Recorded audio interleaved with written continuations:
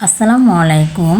আজকে আমি বাসার সবার জন্য লাউয়ের খোসার ভর্তা বানালাম, তাই ভাবলাম রেসিপিটা আপনাদের সাথে শেয়ার করি। আমি কিন্তু কাউকে রান্না শেখাচ্ছি না, কারণ আমি নিজেও রান্নাটা ভালো পারি না। তো লাউয়ের খোসার ভর্তাটা সবার কাছে খুব ভালো লেগেছিল, তাই ভাবলাম আপনাদের সাথেও রেসিপিটা শেয়ার করি।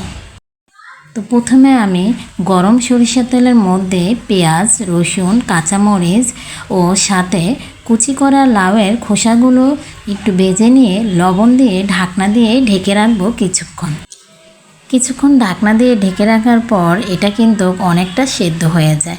তারপর আমি আরেকটু ভালো করে ভেজে নেব, যদি খোসা থেকে যে পানিটা বের হবে সেটাও যাতে একদম শুকিয়ে যায়। তো এদিকে আমার এই লাউয়ের খোসাটা আর রসুন, পেঁয়াজ, কাঁচামরিচটা ভাজা হতে থাকুক।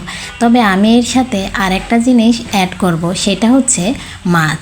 এখন আপনারা চাইলে এর সাথে চিংড়ি মাছ অথবা অন্য যে কোনো মাছ অ্যাড করতে পারেন। তার জন্য মাছটা ভেজে নিতে হবে। আমি এখন মাছটা ভেজে নিয়েছি। এখন আমি এই খোসাটার মধ্যে কিছুটা ধনিয়া পাতা দেব।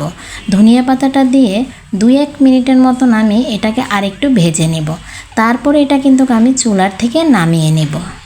এখন আমি এই খোসাটার সাথে আগে থেকে ভেজে রাখা মাছ পাটায় বেটে নেব, তাহলেই কিন্তু আমার ভর্তা রেডি। যেহেতু এটার মধ্যে আমি লবণও দিয়েছি, তাই আমার এক্সট্রা কোনো কিছুই অ্যাড করার প্রয়োজন নেই। তবে আপনারা চাইলে এটা কিন্তু ব্লেন্ডার করে নিতে পারেন। আমার কাছে পাটা বেটে নিলে ভর্তার স্বাদ বেশি ভালো লাগে, তাই আমি এটা পাটায় বেটে নিয়েছি। এই তো আমার ভর্তা পুরা রেডি। এখন আমি একটু ডেকোরেশন করে নিয়েছি।